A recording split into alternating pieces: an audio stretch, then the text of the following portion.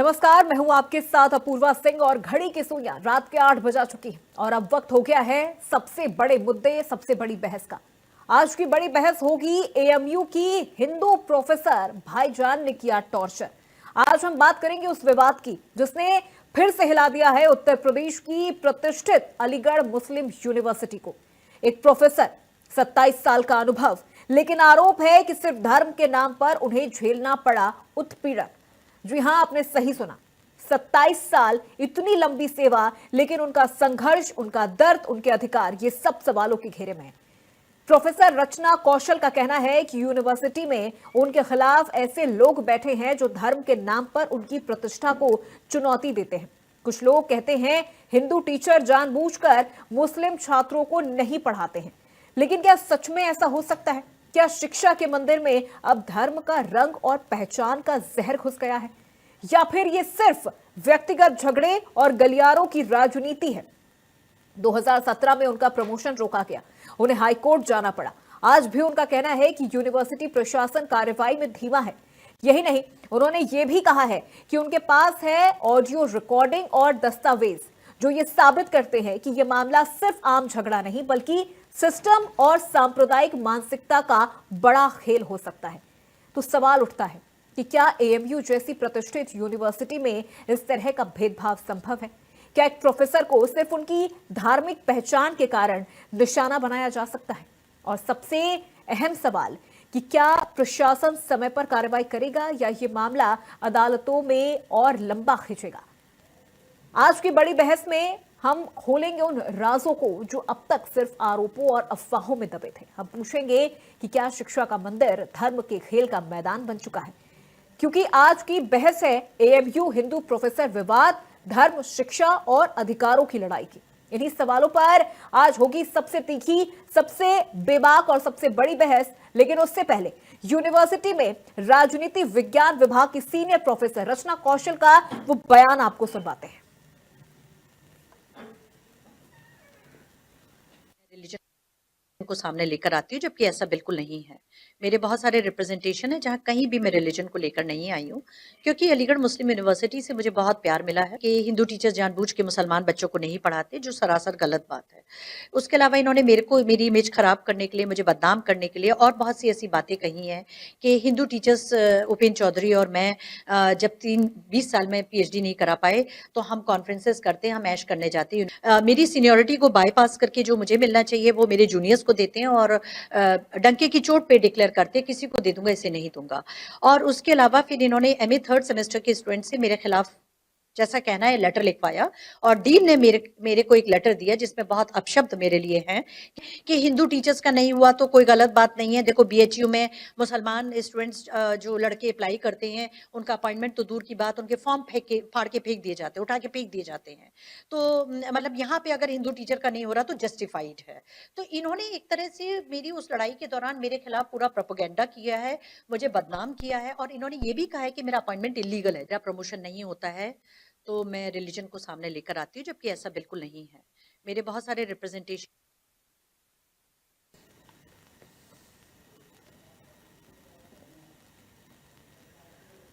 तो बड़ी बहस में कुछ सवाल भी होंगे, कुछ बड़े सवाल। एएमयू की हिंदू प्रोफेसर भाईजान ने किया टॉर्चर। एएमयू की प्रोफेसर किसने किया टॉर्चर?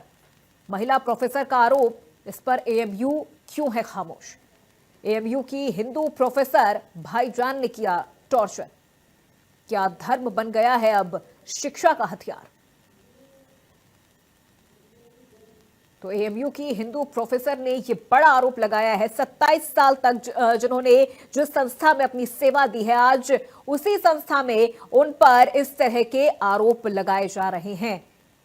उनको धर्म के आधार पर उनके साथ भेदभाव किया जा रहा है, उनके प्रमोशन को रोका गया है, यहां तक कि वो हाईकोर्ट भी गई। वो मामला अब भी लंबित है, वो मामला अब भी चल रहा है। लेकिन सवाल यह है कि क्या उनकी ये लड़ाई अभी और लंबी होने वाली है? कुछ खास मेहमान हमारे साथ जुड़ेंगे और हम उनसे समझेंगे कि क्या आज भी एक प्रोफेसर जो 27 साल तक जिन्होंने अपनी सेवा अलीगढ़ मुस्लिम यूनिवर्सिटी में दी है, उन्हें अपनी धार्मिक पहचान साबित करनी पड़ रही है।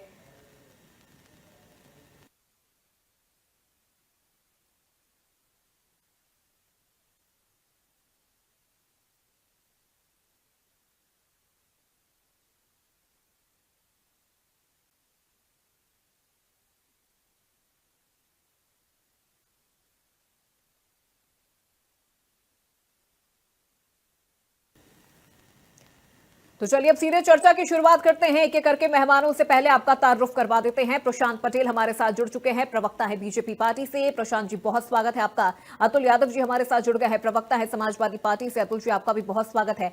महंत सीताराम जी महाराज हमारे साथ जुड़ गए हैं हिंदू धर्मगुरु के तौर पर। महाराज जी आपका भी बहुत स्वागत है। सूफी कौसर मजीदी साहब हमारे साथ जुड़ गए हैं, राष्ट्रीय अध्यक्ष सूफी एसोसिएशन के। मजीदी साहब आपका भी बहुत स्वागत है। और हमारे सहयोगी नरेंद्र यादव सीधे लखनऊ से हमारे साथ लाइव जुड़े हैं। सबसे पहले मेहमानों का रुख करूंगी, लेकिन उससे पहले नरेंद्र छोटा सा सवाल यहां पर आपसे मैं चुकी लेना चाहूंगी इस पूरे विषय को लेकर। क्या है ये पूरा मामला, और जिस तरह से एक शिक्षिका अब ये आरोप लगा रही है कि 27 साल तक उन्होंने जिस संस्था में अपनी सेवा दी है, आज धर्म के आधार पर उनके साथ भेदभाव किया जा रहा है।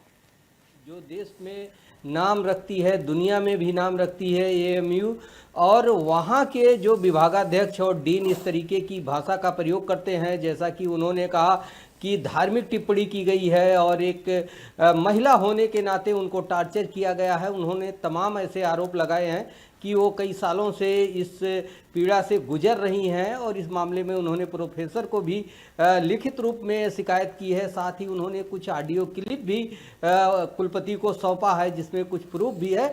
तो इसमें निश्चित तौर पर कार्रवाई होनी चाहिए जी। कुलपति को कार्रवाई करना चाहिए, और इसके साथ ही इसमें कानूनी कार्रवाई भी होनी चाहिए, क्योंकि एक महिला है, अगर उनका वर्क प्लेस पे उत्पीड़न होता है, मानसिक शोषण होता है और टार्चर किया जाता है, तो निश्चित तौर पर एक बड़ा संदेश देश और दुनिया में जाता है कि हिंदू और मुस्लिम के हिसाब से ऐसे शिक्षण संस्थानों में ऐसा काम हो रहा है जो नहीं होना चाहिए, क्योंकि इससे देश की और शिक्षण संस्थानों की इमेज खराब होती है। यहीं से छात्र पढ़ करके देश और दुनिया में अपना नाम करते हैं और एक मैसेज, एक संदेश लेकर जाते हैं कि धार्मिक एकता और जो संप्रभुता है देश की, और जिस तरीके से लोकतांत्रिक देश है भारत, इसमें इन सारी चीज़ों के लिए जगह नहीं है। तो अगर ऐसी बातें आती हैं, एक प्रोफेसर आरोप लगाते हैं, तो निश्चित तौर पर ये दुर्भाग्यपूर्ण है और इसमें कार्रवाई होनी चाहिए।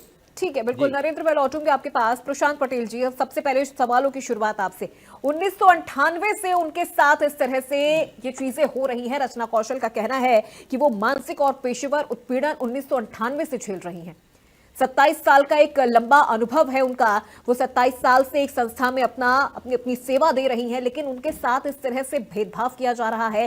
डीन उनको पद से हटाने की बार बार धमकी दे रहा है, उनके प्रमोशन तक रोक लिए गए हैं। ये मामला महज एक राजनीति के संदर्भ में आप देख रहे हैं, या आपको लग रहा है कि ये वाकई मामला बहुत ज्यादा गंभीर है और हो सकता है? जी नमस्कार। देखिए, अलीगढ़ मुस्लिम यूनिवर्सिटी में इस तरह के प्रकरण कोई पहली बार नहीं हो रहे हैं। इसके पहले भी वहाँ पर गैर मुस्लिम स्टूडेंट के साथ, गैर मुस्लिम प्रोफेसर के साथ या गैर मुस्लिम कर्मचारियों के साथ भेदभाव की घटनाएं बहुत सारी होती रही हैं, और ऐसे प्रकरण कई बार पहले भी संज्ञान में आए हैं। 2017 में भी कुछ छात्रों ने वहाँ पे मुद्दा उठाया था कि रमजान के दौरान जो है, जो हिंदू छात्रों को मेस बंद रहती थी, उनको दोपहर का लंच नहीं मिलता था। बाद में विषय जब उठा था, दोबारा फिर वो जो मेस खोली गई थी कई दिनों बाद। और ये जो प्रकरण महिला प्रोफेसर का है, अत्यंत गंभीर है, और चूंकि अभी उन्होंने पहली बात संभवतः मीडिया के सामने बात रखी है, और कोर्ट में क्या प्रक्रिया है अभी मुझे नहीं पता कि वहाँ किस स्तर तक उनकी कंप्लेंट वगैरह हुई है। लेकिन अगर उत्तर प्रदेश इस पर पुलिस और उत्तर प्रदेश सरकार निश्चित तौर पर उनकी मदद करेगी, और उन्होंने अगर पुलिस को अपनी कंप्लेंट लिखाई होगी तो उस पर निश्चित तौर पर एफआईआर भी दर्ज होगी। जो दोषी होंगे उन पर भी कार्रवाई होगी। अगर जो भी आरोपी प्रोफेसर जो उनको परेशान कर रहा था, तंग कर रहा था, वो अपने जो बात रखेंगे तो पुलिस उन पर कार्रवाई करेगी।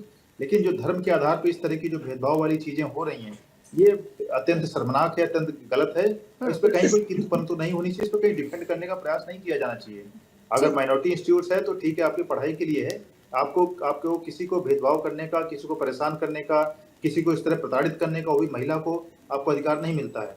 तो मुझे पूरा विश्वास है, और मैं बिल्कुल आश्वस्त करता हूँ, पुलिस इस पर कड़ी कार्रवाई करेगी। जो भी दोषी होंगे उनको छोड़ा नहीं जाएगा। ठीक है प्रशांत जी, मैं लौटूंगी आपके पास। मजवीदी साहब, आपका क्या रिएक्शन है इस पूरे मामले को लेकर? डीन को पद से हटाने की मांग की जा रही है। एक तरफ डीन धमकी दे रहा है कि वो रचना कौशल जी को पद से हटा देगा। 27 सालों से उनके साथ ये चीजें हो रही हैं, 1998 से, जैसा कि उन्होंने अपने बयान में भी जिक्र किया है। तमाम सबूत भी हैं उनके पास, फिर भी ये चीजें क्यों हो रही हैं एएमयू में? और ये कोई पहला मामला नहीं है, जैसा कि अभी प्रशांत जी ने कहा कि वहां पर लगातार इस तरह के मामले देखे जा रहे हैं। होली का त्योहार मनाने के लिए स्टूडेंट्स को वहां पर अपनी बातें रखनी पड़ती हैं, दिवाली का त्योहार मनाने के लिए स्टूडेंट्स को सड़कों पर उतरना पड़ रहा है। बहुत बहुत धन्यवाद आपका। और मैं इस विषय में ये कहना चाहूंगा कि जिस तरीके से ये चीजें सामने आ रही हैं और वो महिला प्रोफेसर द्वारा जो आरोप लगाया जा रहा है, तो इसमें निश्चित तौर पर हमारे देश का संविधान इस बात की कोई इजाजत नहीं देता है कि किसी के साथ भी धार्मिक आधार पर या मतलब उसके लिंग के आधार पर या उसकी भाषा के आधार पर कोई भेदभाव किया जाए। ये सरासर गलत है, गैर कानूनी है। और जैसा कि अभी सत्ता पक्ष के प्रवक्ता महोदय ने कहा कि इस पर कार्रवाई की जाएगी और वो पूरी तरीके से आश्वस्त करा रहे हैं, तो मुझे उम्मीद है कि इस विषय में कार्रवाई की जाएगी।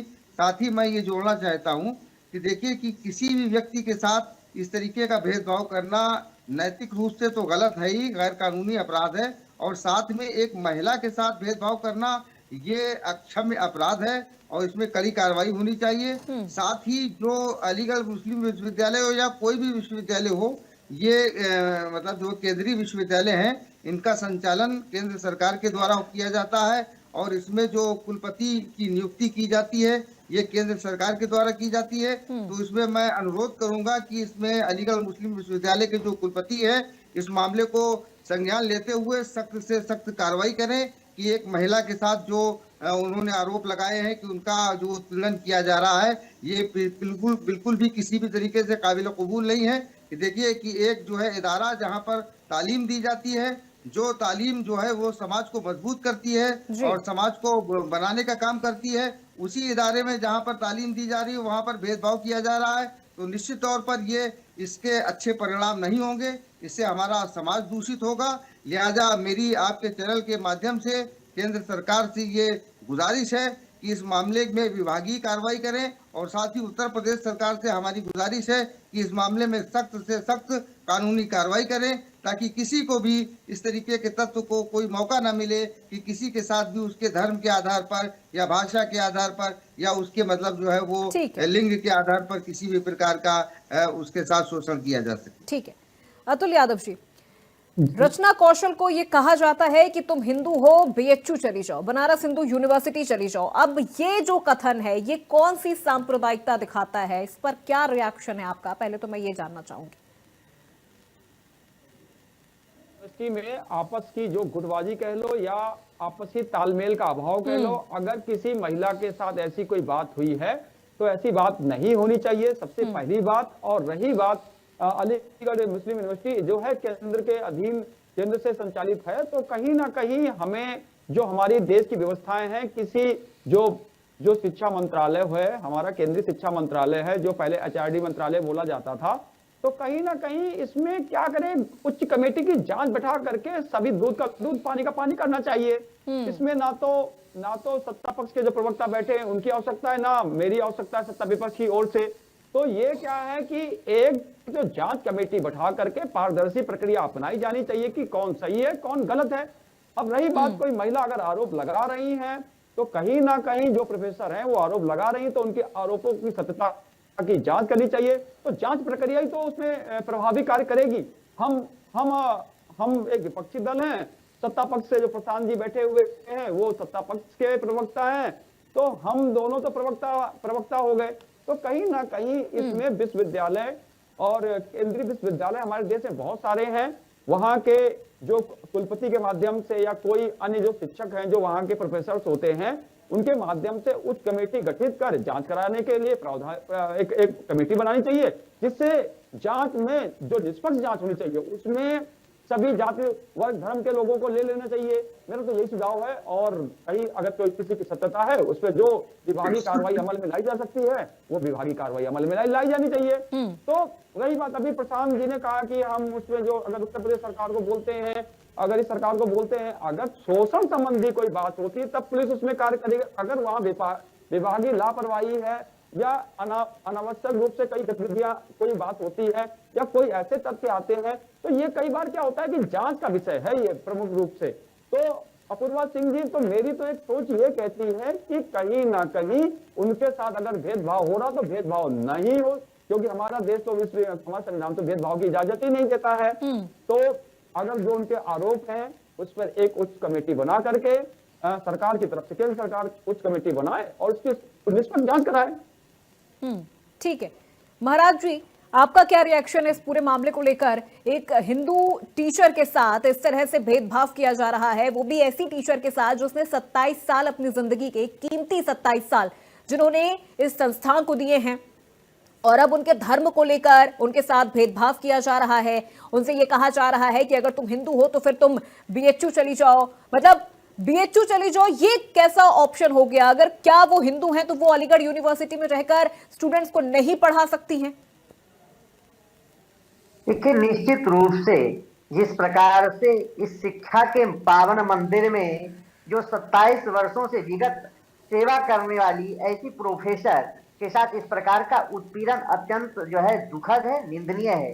ये कौन लोग हैं इस प्रकार की मानसा रखते हैं? वहां पे जब होली आता है, दीपावली आता है, हिंदुओं के छात्र छात्राओं की जो है उनकी अभिव्यक्ति की आजादी पर कुठाराघात किया जाता है।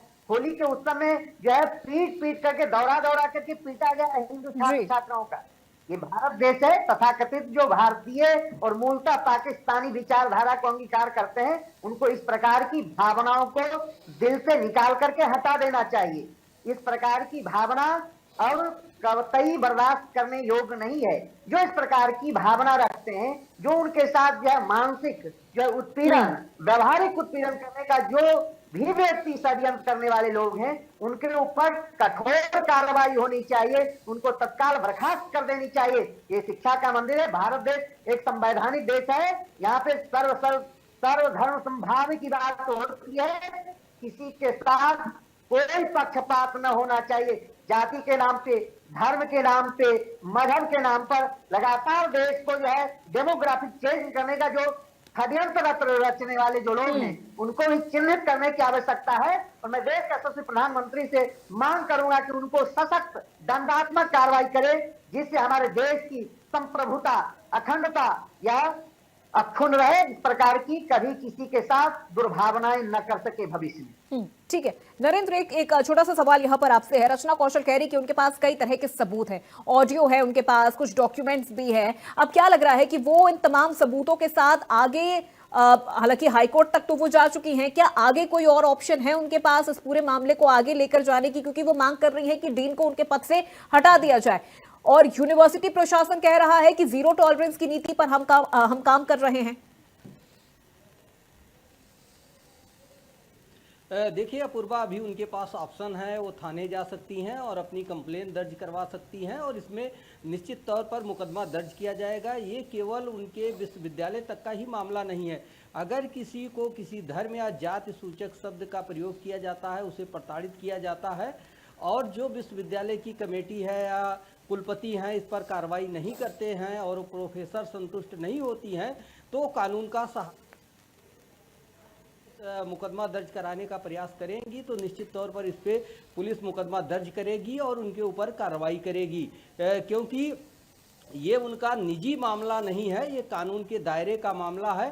तो दोनों परिस्थितियां होती हैं। अगर किसी विश्वविद्यालय कॉलेज में विवाद होता है तो पहले उनका जो वहाँ का कुलपति होता है या प्राचार्य होते हैं, वो मामले को जज बैठाते हैं, और अगर पीड़ित पक्ष इससे संतुष्ट नहीं है और ऐसा मामला होता है जिसमें कानूनी धारा में जुर्म होता है, संवैधानिक रूप से उसके साथ गलत होता है, तो इन सारे मामलों को लेकर वो थाने में मुकदमा दर्ज हो सकता है, इसकी जांच हो सकती है और ये कार्रवाई दोनों चल सकती है। इसमें किसी भी तरीके की दिक्कत नहीं आनी चाहिए। अपूर्वा। ठीक है प्रशांत जी, ये यूनिवर्सिटी केंद्र के अधीन आती है, तो यहां पर सबसे पहली जो जवाबदेही होती है वो सरकार की होगी, सत्ता पक्ष की होगी। ये बात लगातार विपक्ष की तरफ से भी किया जा रहा है और ये फैक्ट है।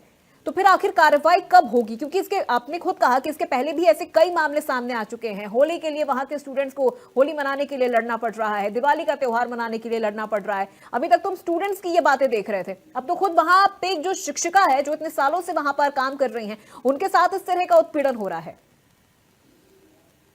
देखिए, यूनिवर्सिटी भले सेंट्रल यूनिवर्सिटी है, केंद्र के अंतर्गत है, लेकिन वो अभी के आज के अनुसार जो है माइनॉरिटी इंस्टीट्यूट्स है, उसका सुप्रीम कोर्ट में मामला लंबित है। क्योंकि अवैध तरीके से, गलत तरीके से कांग्रेस ने तुष्टीकरण के लिए इसको माइनॉरिटी का दर्जा दिया था, जबकि इसको सेंट्रल से, केंद्र से बजट से पैसा मिलता है। तो वहाँ का जो इंटरनल प्रशासन होता है, अपॉइंटमेंट्स होते हैं, उसमें वहाँ के प्रशासन का ही जो वहाँ की जो परिषद होती है उसका ही रोल होता है। सेंट्रल की जो है सीधी इसमें दखलंदाजी नहीं होती है। लेकिन जहाँ पर कोई क्रिमिनल मैटर होता है, कोई क्रिमिनल इंसिडेंट होता है, कोई आपराधिक घटना होती है, तो वहाँ पर राज्य इन्वॉल्व होगा। और जो प्रोफेसर कौशल हैं, अगर वो शिकायत करेंगी अगर उनकी, तो उस पर निश्चित तौर पर FIR दर्ज होगी और उस पर कार्रवाई जो डीन पे भी है, जिन लोगों पे भी आरोप लगाए, जिन लोगों ने उनको प्रताड़ित किया, उन पर कार्रवाई की जाएगी। लेकिन यहाँ पे विषय है कि कौन लोग उनको संरक्षण देने वाले, कौन लोग उनके लिए खड़े होते हैं। अभी हाल फिलहाल 1-2 साल के अंदर भी बहुत सारी वहाँ पे मारपीट की घटनाएं, इस तरह की आपराधिक घटनाएं होती हैं, और जो उत्तर प्रदेश वहाँ कार्रवाई जब करती है तो समाजवादी पार्टी के सपोर्ट में खड़ी हो जाती है। वही ये लोग अपराधियों के पक्ष में इस तरह के ये लोग क्यों खड़े होते हैं? इनको इस चीज का जवाब देना चाहिए। हम लोग तो कार्रवाई करेंगे, और पहले भी कार्रवाई हुई, पहले हमने किसी को छोड़ा नहीं गया। हम लोग किसी का तुष्टीकरण करने काम नहीं करते हैं। जो भी दोषी हैं, जो भी इस तरह का कृत्य कर रहे हैं, जो भी धर्म के आधार पर भेदभाव करने का काम कर रहे हैं, उन पे इस तरह की कार्रवाई होगी। समाजवादी पार्टी इस चीज की निंदा नहीं करेगी, क्योंकि उनको लगता है कि उनका वोट बैंक प्रभावित हो जाएगा। जिस तरीके से वहाँ पे सांप्रदायिक बातें कही जा रही है, उनको वहाँ से छोड़ के जाने की बात की जा रही है। और अलीगढ़ मुस्लिम यूनिवर्सिटी की जो जमीन तो राजा महेंद्र प्रताप सिंह ने दी थी, जो मथुरा के जाट राजा थे। और अंग्रेजों, पहले वो एंग्लो कॉलेज होता था, उस कॉलेज को फिर यूनिवर्सिटी का दर्जा दिया गया है, उसी आधार पर उसको माइनॉरिटी का दर्जा बनता नहीं। लेकिन इन लोगों ने तुष्टीकरण के लिए सारी चीजें की हैं, उसी का जो है नासूर आज हमारे सामने ये बनकर खड़ा हो रहा है। तो इस तरह का उत्तर प्रदेश में इस तरह की कहीं कोई घटना हम लोग सहन नहीं करेंगे। जो भी इस तरह का कृत्य करेगा, चाहे किसी के साथ भी भेदभाव करता हो, किसी जात धर्म का व्यक्ति हो, उस पर कड़ी कानूनी कार्रवाई की जाएगी। लेकिन ये समाजवादी पार्टी के लोग याद रखें कि फिर उसके बाद फिर ना बोलें। अगर जब डीन पर कार्रवाई हो, अगर गिरफ्तारी हो, FIR हो, तो फिर उसके लोग बचाव में लोग फिर ना उतरें।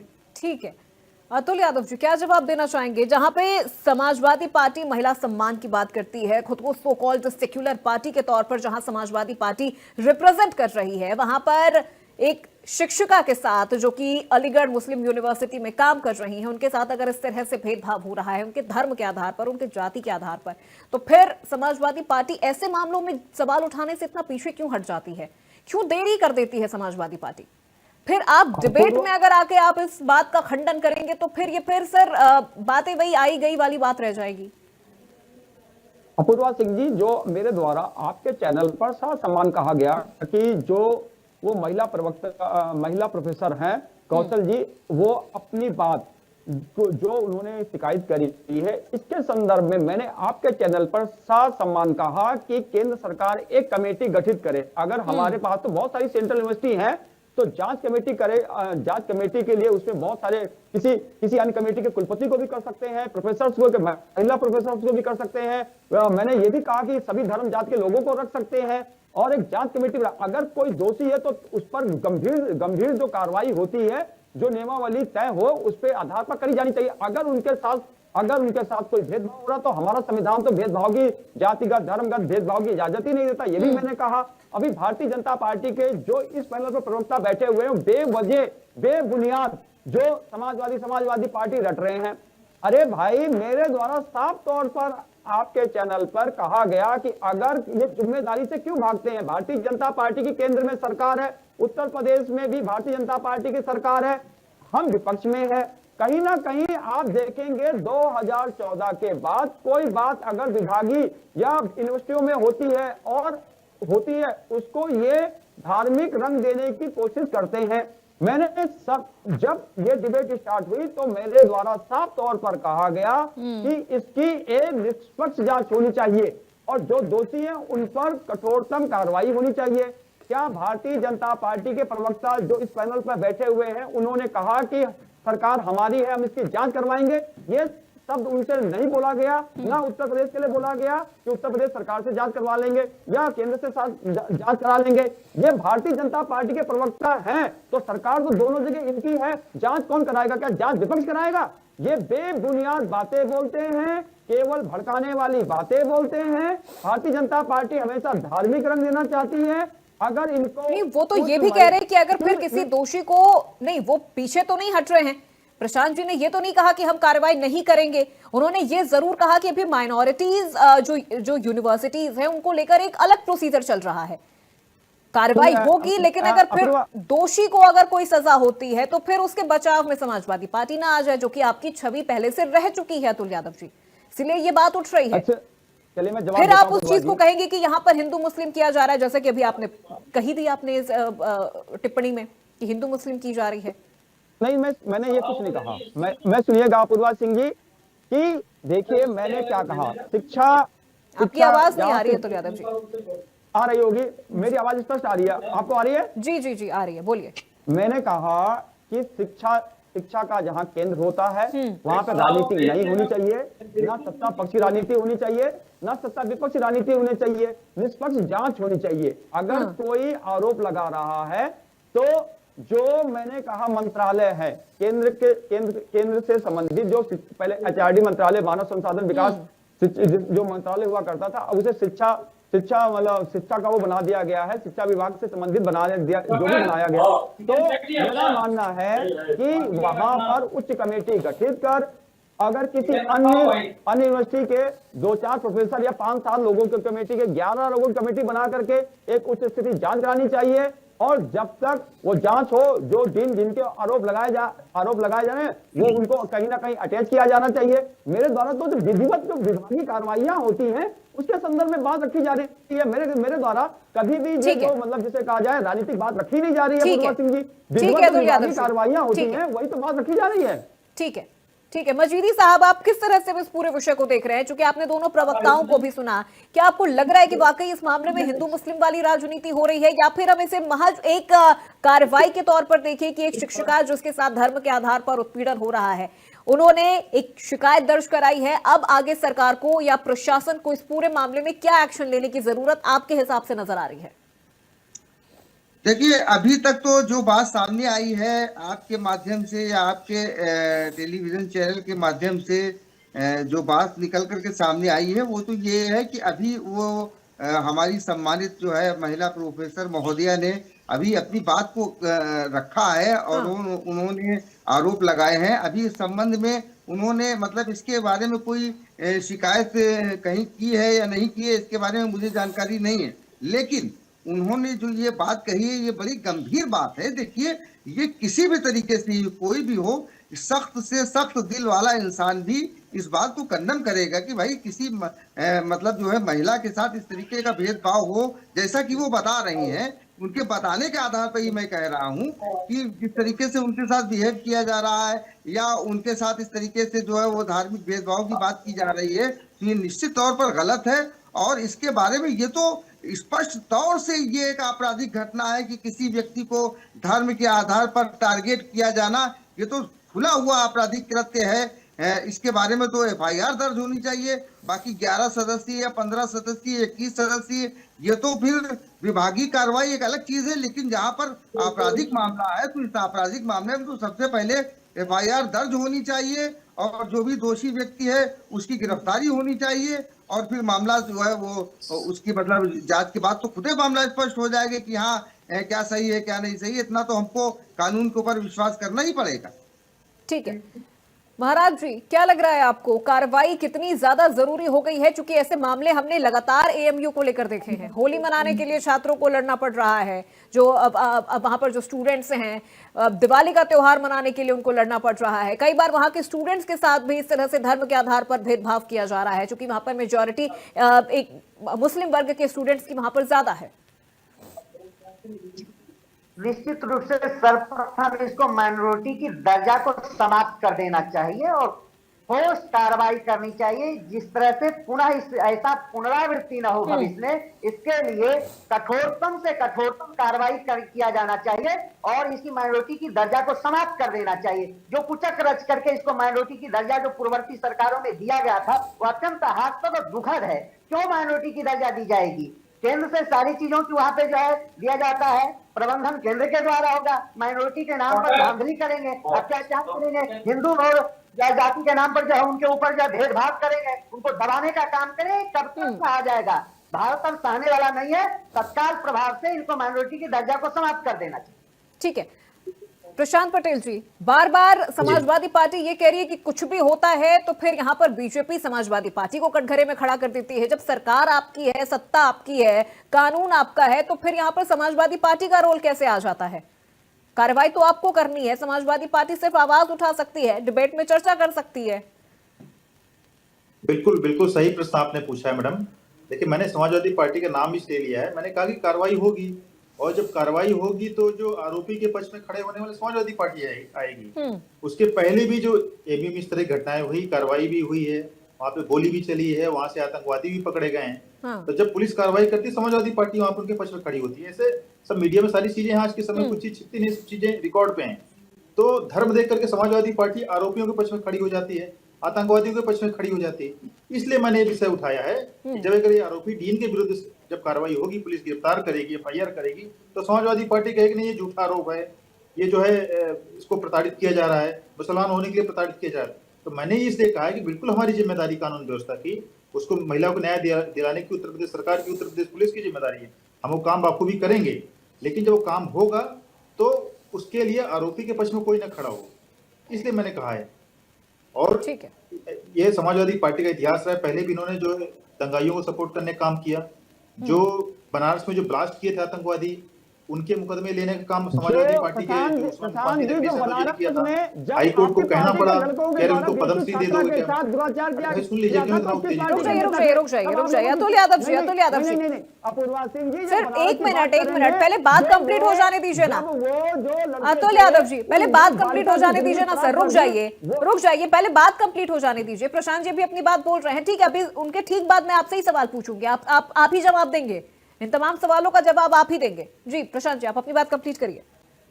देखिए, जब भी आतंकवादियों की और अपराधियों की बात होती है, समाजवादी पार्टी बिल्कुल तुरंत उछलने लगती है, क्योंकि उनको पता उन्हीं की बात हो रही है। जब भी कोई आतंकवादी के अपराधी क्योंकि इनका इतिहास रहा है उनके साथ खड़े होने का, उनके बचाव करने का। रुक जाइए अतुल यादव जी, नहीं सर, ऐसे मत करिए अतुल यादव जी, ऐसे मत करिए। अब अगर आपसे प्रश्न पूछा जाता है तो फिर आप काउंटर क्वेश्चन क्यों करने लग जाते हैं? रुक जाइए सर, रुक जाइए अतुल यादव जी, अपराधियों को संरक्षण देती है हमेशा। अरे सुनेंगे सर, अतुल यादव जी सुनेंगे भी सर, प्लीज सुन भी लिया करिए सर, सुन भी लिया करिए। रुक जाइए अतुल यादव जी, सुन भी लिया करिए। अब देखिए, अगर उन्होंने आपसे एक सवाल पूछा है तो आपको तो पहले उस सवाल का जवाब देना चाहिए, आपको तो पहले अपना क्लीन चिट देना चाहिए अपनी पार्टी का। आप तो उनसे ही सवाल पूछ रहे हैं, आप अपने ऊपर लगे आरोपों से भाग रहे हैं। फिर यहाँ तो पूरी तरह से साफ साबित हो जा रहा है कि आप अपने ऊपर लगे आरोपों से भाग रहे हैं। अगर ऐसा नहीं है तो आप डंके की चोट पर कहिए ना कि नहीं, हमने आतंकवादियों के लिए कभी कुछ ऐसा नहीं किया। आप भाग रहे हैं सर, और यही चीज दिखाती है। जो अखलाक का केस वापस करने वाला कौन सी पार्टी है? बेचू के जो छात्र थे, जो बहुत समय तक नहीं, सर इस तरह से तो समाजवादी पार्टी की भी फहरिस्त बहुत लंबी है सर, इस तरह से तो समाजवादी पार्टी की भी फहरिस्त बहुत लंबी है। जो Bharatiya Janata party, sir Samajwadi party की भी फहरिस्त बहुत लंबी, मैं उस चीज पर नहीं जाना चाहती हूँ, अतुल यादव जी 1 मिनट सर, सुनेंगे आप सर? प्लीज सर, सुनने की भी क्षमता रखिए। देखिए, जब आप पर कोई आरोप लग रहा है या आप किसी पर आरोप लगा रहे हैं तो पहले आप उस आरोप का जवाब दीजिए ना सर। पहले आप खुद के लिए क्लीन चिट पेश करिए। आप उस आरोप से भाग रहे हैं और आप काउंटर में दूसरा आरोप लगा रहे हैं, तो यहां तो फिर जनता सर समझ जाएगी ना कि आप अपने ऊपर लगे आरोपों से भाग रहे हैं, यानी आपके पास कोई तर्क नहीं है, कोई सबूत नहीं है, कोई तथ्य नहीं है जो आप पेश कर सकें अपने बचाव में। पहले तो सर उस चीज को क्लियर करिए कि नहीं ऐसा नहीं था, या ऐसा था तो इसके पीछे ये वजह थी। आप तो आरोप से भाग रहे हैं सर, वो चीज मत करिए। फहरिस्त समाजवादी पार्टी की भी सर बहुत लंबी है, मैं उस चीज पर नहीं जाना चाहती हूं, मैं अभी इसी विषय पर रहना चाहती हूं। ठीक है, जवाब दीजिए इस पूरे विषय को लेकर। देखिए अपूर्वा सिंह जी, जो भारतीय जनता पार्टी है, तो भारतीय जनता पार्टी क्या है, एक हमेशा आपने देखा होगा ये धार्मिक रंग देते हैं। जो घटना इसमें धार्मिक रंग देने की तो जरूरत ही नहीं सुन है। तो नहीं, आपने इससे पहले भी ये चीज कहा था, लेकिन मुझे लगा कि शायद आप समझ जाएंगे, कि इसमें धार्मिक रंग देने की जरूरत ही नहीं है सर, ये पूरा मुद्दा ही धर्म से जुड़ा हुआ है। मैं इस समय अलीगढ़ वाली बात नहीं कर रहा हूं। जब भारतीय जनता पार्टी के जो अखलाक जो है उसका केस, क्या कोर्ट ने मना नहीं कर दिया कि गंभीर धाराओं में दर्ज है, तब कहां चले जाते हैं, तब इनकी विवेक शक्ति कहां चली जाती है? जब बीएचयू की घटना हुई थी तो उनको संरक्षण पुलिस कहां चली गई थी उत्तर प्रदेश की? क्यों उस बालिका के साथ दुराचार किया और मतलब गैंग रेप हुआ, तब इनकी बोलती क्यों नहीं खुलती है? कौन माला पहना रहा था उनको? किसके साथ उसकी फोटोएं थी? माननीय प्रधानमंत्री जी के साथ में, माननीय योगी जी के साथ में, वो कहां गए थे? इनकी पार्टी के नेता, इनकी पार्टी के नेता थे या नहीं थे? कहीं ना कहीं ये सब चीजें जो भारतीय जनता पार्टी है ये क्या करती है, किसी भी चीज में अपनी जब गर्दन फंसती है तो वो कहते नहीं हमसे निकाल दिया, ये कर दिया, वो कर दिया, ऐसी बातें करती है। भारतीय जनता पार्टी हमेशा क्या करती है, धार्मिक ग्रंथ की बात करती है। मेरे द्वारा इस डिबेट में साफ शब्दों में कहा गया, अगर उन प्रोफेसर के साथ कोई भी धार्मिक विभेद हो, धर्म के आधार पर, जात के आधार पर, लिंग के आधार पर कहीं पर भी कोई विभेद हो रहा है, उसकी शिकायत अगर उनकी है तो उसकी जांच उच्च कमेटी से होनी चाहिए। कहीं ना कहीं मेरे द्वारा साफ शब्दों में कहा गया कि कहीं ना कहीं अगर उनको न्याय मिलना चाहिए, ये मैंने साफ शब्दों में आपके चैनल पर कहा। उच्च कमेटी बनाई जानी चाहिए, जितनी बेहतर से बेहतर जांच हो सकती है, निष्पक्ष जांच होनी चाहिए, पारदर्शी जांच होनी चाहिए। यही मेरे द्वारा आपके चैनल पर, मैंने बिल्कुल भी राजनीति करने की इस विषय पर कोई कोशिश नहीं करी गई। हमारे साथी जो इस पैनल पर भारतीय जनता पार्टी के प्रवक्ता बैठे हुए, उनके द्वारा राजनीति करी जा रही है। मेरे द्वारा इस विषय पर कोई भी राजनीति नहीं करी जा रही। चलिए ठीक है मजीदी साहब, इस तरह के जो मामले हैं अगर वो लगातार बढ़ते हैं तो फिर कहीं ना कहीं इस्लामोफोबिया, हिंदू मुस्लिम में अविश्वास जैसे जो मामले हैं, जो ये खाई है, ये और गहरी होती जाती है। खासतौर पर ऐसे यूनिवर्सिटीज में जहां माइनॉरिटीज की जो यूनिवर्सिटी होती है, वहां पर अगर इस तरह के मामले होते हैं तो फिर ये चीजें और ज्यादा बढ़ के राजनीतिक रूप लेकर सर सामने आती है। मैं नहीं समझता कि इसको मतलब इस्लामोफोबिया से जोड़ करके देखना चाहिए कि देखिए किसी कुछ व्यक्तियों के कुछ बयान से और कहीं पर कोई चर्चा से किसी डिबेट को ये भारत का या भारत सरकार का पक्ष नहीं माना जा सकता है। ये उनकी अपनी निजी राय हो सकती है। इस देश में जो भी नागरिक हैं उनको समान रूप से, जितनी भी सरकारी योजनाएं चल रही हैं उनको समान रूप से उनके साथ ट्रीटमेंट किया जाता है। उनको लाभार्थियों की उस सूची में रखा हुआ उनको लाभ दिया जाता है। तो इस तरीके की अगर ये बातें की जाती हैं तो मेरे निश्चित तौर से ये चीज ठीक नहीं है। ये एक अपराध है, उसको एक आपराधिक दृष्टिकोण से ही देखना चाहिए और इस पर कार्रवाई की जानी चाहिए। इसमें हिंदू मुस्लिम का एंगल लाना मेरे समझ से ये इंतहाई जो है वो मूर्खतापूर्ण काम है, एक अपराध हुआ है। और इसको देखिए, मैं आपको एक बात और बता दूं कि अगर किसी आपराधिक घटना को सांप्रदायिक रूप दे दिया जाता है तो कहीं ना कहीं उसको न्याय प्राप्त करने में बड़ी दुश्वारी होती है। ऐसे मामलों में तो बिल्कुल मतलब कड़ी कार्रवाई होनी चाहिए, कानूनी कार्रवाई होनी चाहिए और उसको व्यक्ति को न्याय मिलना चाहिए, ना कि उसको हिंदू मुस्लिम के चश्मे से देखा जाए। ठीक है महाराज जी, इसे अपराध की दृष्टि से देखने की जरूरत है, ना कि हिंदू मुस्लिम की दृष्टि से देखने की जरूरत है, ऐसा मजीदी साहब कह रहे हैं। और आपको क्या लगता है, वाकई इसे एक अपराध के तौर पर देखा जाना चाहिए कि एक महिला शिक्षिका के साथ धर्म के आधार पर भेदभाव किया जा रहा है, और फिर अगर वो शिकायत कर रही है तो उस शिकायत पर एक प्रोसीजर जो कि एक कानून व्यवस्था है उसके आधार पर कार्रवाई होनी चाहिए ताकि महिला को न्याय मिल सके और इस तरह के मामलों की पुनरावृत्ति ना हो किसी भी यूनिवर्सिटी में। लगातार वहां के हिंदू छात्र छात्राओं का ही उत्पीड़न क्यों होता है, उन्हीं को क्यों प्रताड़ित किया जाता है? जिस तरह से पूर्व में भी हिंदू शिक्षक के साथ प्रताड़ना, हिंदू शिक्षिका के साथ प्रताड़ना, ये क्यों हो रहा है? इसके लिए जो है ठोस कार्रवाई होनी चाहिए, दंडात्मक कार्रवाई होनी चाहिए, पुनः इसकी पुनरावृत्ति न हो। इस प्रकार के भारत में रह करके इस प्रकार के बहुसंख्यक समाज को ऊपर प्रताड़ना देना कितना अत्यंत दुखद है। ये लोग कौन है, इनकी शक्ति, साहस, ऊर्जा कहां से मिलता है, उसको भी चिन्हित करने का काम किया जाए। इनको इस प्रकार का भावनाएं कैसे जागृत होता है और फिर इस भावना जागृत करने वाले लोग कौन हैं, इसके पीछे षड्यंत्र किनका है, इन सारे लोगों की उच्च स्तरीय जांच होकर के सभी के ऊपर ठोस कार्रवाई होनी चाहिए।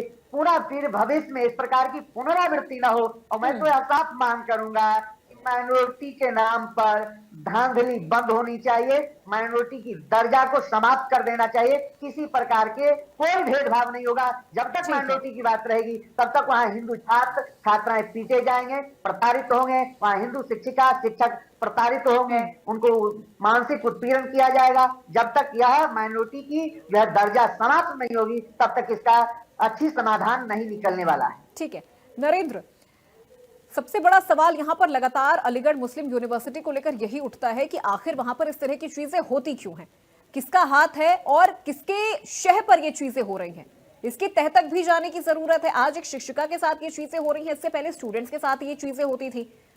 जैसे कि अभी मजीदी साहब ने भी कहा कि इसे इस्लामोफोबिया के तरीके से देखने की जरूरत नहीं है, इसे एक अपराध के तौर पर देखने की जरूरत है।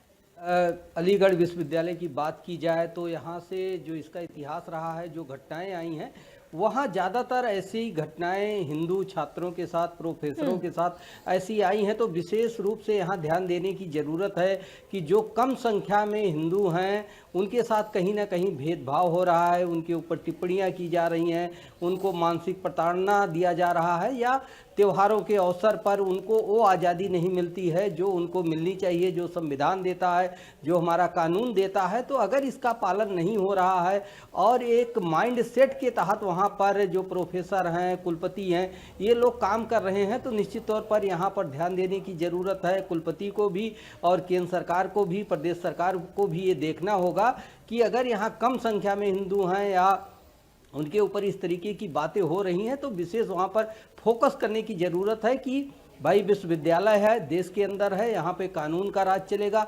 संविधान का चलेगा। आपका यहाँ पर माइंड सेट नहीं चलेगा कि आप किसी को हिंदू बता के, किसी को कुछ बता के उसका प्रताड़ित करो, भेदभाव करो। तो निश्चित तौर पर एक बड़ा मामला है और एक डिबेट का भी मामला बनता है, क्योंकि समाज को, देश को ये जानना चाहिए कि क्या हो रहा है इस विश्वविद्यालय में, और राजनीतिक दलों को भी स्पष्ट इस पर अपना मत रखना चाहिए, क्योंकि ये डिबेट का मुद्दा है कि जहाँ पर हिंदू कम है और मुस्लिम ज़्यादा है, वहाँ पर ऐसी घटनाएं हो रही हैं। तो ये देखने वाली बात है, जहाँ पर हिंदू ज़्यादा हैं, मुस्लिम के साथ हो रही, ये सारी चीज़ें कानून और विश्वविद्यालय प्रशासन का भी मामला बनता है। इन सारी चीज़ों पर ध्यान रखने की ज़रूरत है, जिससे देश में एक अच्छा माहौल बन सके, एक अच्छा मैसेज देश दुनिया में जा सके। जी अपूर्वा।